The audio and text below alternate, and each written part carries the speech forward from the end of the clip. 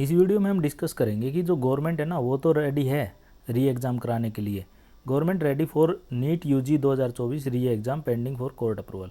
ये ऐसे नहीं बोल रहे हम, ये इंडियन एक्सप्रेस में बाकायदा उन्होंने एक रिपोर्ट किया है ये चीज़ कि भाई यूनियन मिनिस्ट्री है ना, यूनियन मिनिस्ट्री तो रेडी है री एग्ज़ाम कराने के लिए, बट एक मामला यहाँ पे ये फंसा हुआ है कि ना पेच यहाँ पे जो सबसे बड़ा पेच है वो इसलिए फंसा हुआ है कि भाई कोर्ट में केस गया हुआ है। जो धर्मेंद्र प्रधान जो हमारे एजुकेशन मिनिस्टर हैं उनका कहना ये है कि भाई उनके भी हाथ बंधे हुए हैं।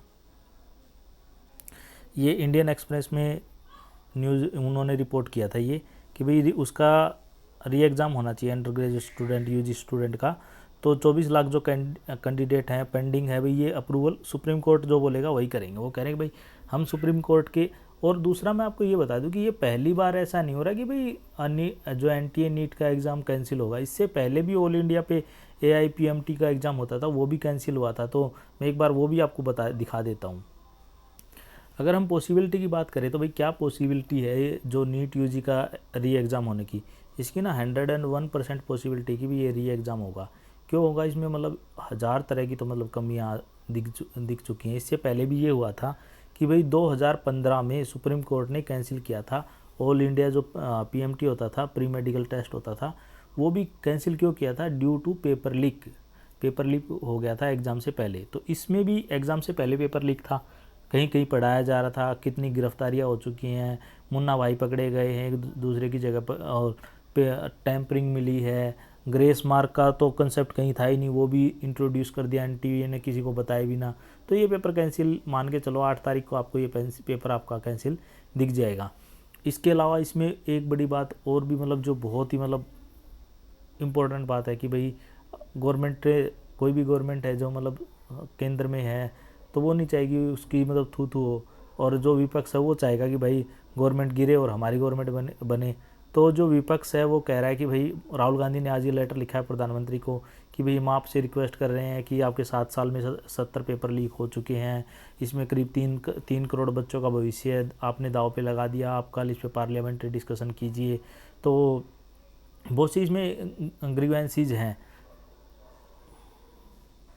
अब राहुल गांधी ने तो बोला ये वाली बात कि भाई अब गवर्नमेंट हाँ बोले ना बोले, तो गवर्नमेंट भी चाहती है कि भाई उनकी जो एजुकेशन मिनिस्टर है वो कह रहे हमारी प्रायोरिटी ये है कि भाई इशू जल्द से जल्द रिजोल्व हो जाए। जितना इशू वाइड स्प्रेड होगा, जितना दिन चलेगा, उतने दिन गवर्नमेंट की सीटें कम होंगी। और कोई भी गवर्नमेंट ये नहीं चाहेगी कि भाई उसकी सरकार जाए। तो इसमें उसके लिए उन्होंने पेपर लीक के लिए सीबीआई की भी वो मंजूरी दे दी है। और कितनी तरह की मतलब इसमें डिस्क्रिपेंसीज आई हैं, इरेगुलरिटीज मिली हैं हमें। तो राजस्थान में तो अलग ही खेल हो गया था। उनको ना ऐसी वो मिल गई जिस पे पहले ही प्री मार्क हो रखे थे। जो बुकलेट मिली उन पे पहले ही प्री मार्क हो रखे थे। 5 मई 2 उन्होंने इस मामले को उठाया तो डायरेक्टर जनरल जो उस टाइम पे सुबोध कुमार सिंह थे, उन्होंने बोला भाई ऐसे कुछ एलिगेशन नहीं है और मतलब ऐसी पॉसिबिलिटी हो नहीं सकती लीक की। तो बाद में उन्होंने माना भी इस चीज़ को। इसमें ना 7 अलग अलग के पॉइंट बन रहे हैं जो आपको ये बताएंगे कि भाई ये पेपर कैंसिल होगा ही होगा 101%। मैं बच्चों से कह रहा हूँ, जो बच्चे तैयारी कर रहे हैं वो अपनी तैयारी मतलब फिर से कर लें ताकि आप उनकी अच्छी रैंक आ जाए। तो अब की बार मतलब इतना अच्छा एग्ज़ाम होगा, जो बच्चे काबिल बच्चे हैं वही सिलेक्ट होंगे। मुन्ना भाई और इस तरह के बच्चे अब की बार नहीं सिलेक्ट होंगे। देखो, सबसे पहला कंसर्न ये है, ये सारी जो हम बात बता रहे हैं वो इंडियन एक्सप्रेस के हवाले से बता रहे हैं, अपने घर से कुछ नहीं बता रहे। पहला जो कंसर्न है वो कंसर्न ये है कि भाई फेयरनेस की, कि बहुत से बच्चों का कहना है कि तो ये तो फेयर था ही नहीं। यूपी से ये बात उठ के आई कि पार्टिसिपेंट कह रहे कि भाई अनफेयर चेकिंग हुई थी उनके वहाँ पे, और अदर इश्यूज ड्यूरिंग एग्ज़ाम हुए थे।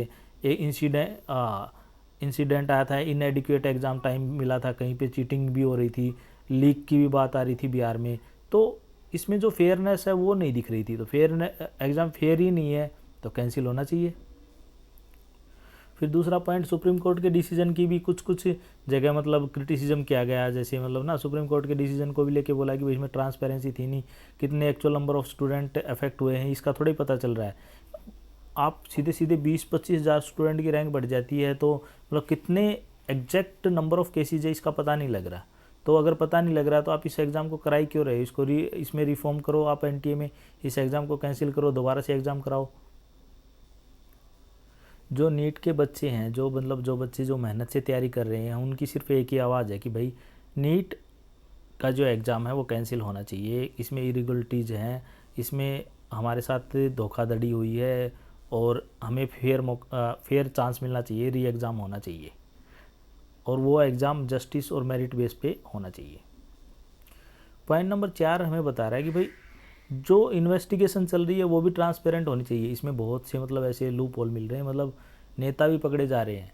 ये नहीं है कि भाई नेता जो बीजेपी एनडीए गवर्नमेंट का नेता भी यूपी में एक पकड़ा गया, वो भी पेपर लीक के मामले में था, उसे पहले पेपर लीक के मामले में पहले ही पकड़ा गया था, अब फिर पकड़ा गया है। तो ये ऐसी न्यूज़ तो आपको देखने को भी नहीं मिलेंगी। तो ये कह रहे कि भाई ट्रांसपेरेंसी जो अधिकारियों पे एक्शन लेने के लिए उन पे भी, और जो जितने भी कल्प्रिट हैं उन पे भी एक्शन लेने के लिए, ताकि पब्लिक का ट्रस्ट बने कि भाई हाँ जो जो मतलब जस्टिस हो रहा है, हो नहीं रहा, होता हुआ दिखे भी। पॉइंट नंबर 5 हमें बताता है कि डिसकंटेंट ओवर नीट यूजी, जो डिसीजन आया ना उससे बच्चे सेटिस्फाई नहीं है भाई, कि उसमें क्या करे, ट्रांसपेरेंसी फेयरेंसी।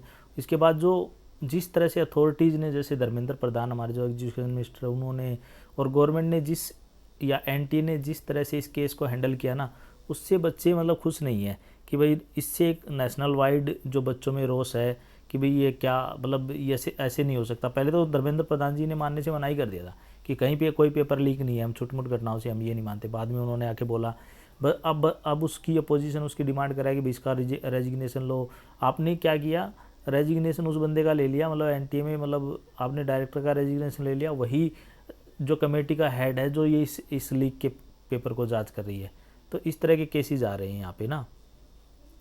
सबसे बड़ी बात है कि भाई पॉइंट नंबर 6 कह रहा है भाई नीट ही होना चाहिए, री एग्ज़ाम होना चाहिए नीट का। बच्चों का यही मानना है कि भाई इसमें क्या क्या हुआ है। मतलब आप अंदाज़ा लगाओ, मान लो मैं किसी की जगह पेपर देने जा रहा हूँ, तो उस बच्चे के बायोमेट्रिक तो थे, तो बायोमेट्रिक क्यों नहीं मैच किए गए? बायोमेट्रिक तक आप जांच नहीं कर रहे हो, पेपर पे फ़ोटो नहीं देख रहे हो, कोई और टाइम एक्स्ट्रा दे रहे हो, आपके कैमरे नहीं लगे हुए हैं, इस तरह के मतलब केसेस आपको मिल रहे हैं वहाँ पे। अब ना पॉइंट नंबर 7 भी यहाँ पे इम्पोर्टेंट है। बच्चे अपोज कर रहे हैं कि भाई ग्रेस मार्क का, तो ग्रेस मार्क की कंसेप्ट आई कहाँ से? पहले तो कोई ग्रेस मार्क्स की कंसेप्ट नहीं थी। आपने किन बच्चों को ग्रेस मार्क्स दिया, किस बेसिस पे दिया? बहुत से बच्चों का टाइम वेस्ट हुआ, उनको आपने ग्रेस मार्क्स दे दिए। इन्हीं बच्चों को पर्टिकुलरली ये एग्ज़ाम सेंटर कह रहा है कि जी हमारे यहाँ पे डिले हुआ नहीं, और नीट कह रहा है कि नहीं नहीं डिले हुआ है, तुम्हें नहीं पता, हम दे रहे हैं ग्रेस मार्क। और जो जिनका एक्चुअल में डिले हुआ उन्हें आप ग्रेस मार्क्स दे नहीं रहे। तो ये कुछ हमारे पॉइंट्स थे इसमें जो हमने डिस्कस किए। आप मेरे चैनल को सब्सक्राइब कर लीजिए, अपने दोस्तों के साथ शेयर कर दीजिए, ताकि ये इशू वाइड स्प्रेड हो और इस पे डिसीजन जब भी आए तो आपका एग्ज़ाम री नीट का एग्ज़ाम कंडक्ट हो सके। और इस वीडियो में इतना ही। Thanks, have a nice day. मेरे चैनल को लाइक कर लीजिए, सब्सक्राइब कर लीजिए। कोई आपकी क्वेरी हो तो आप मुझे कमेंट करके पूछ सकते हैं।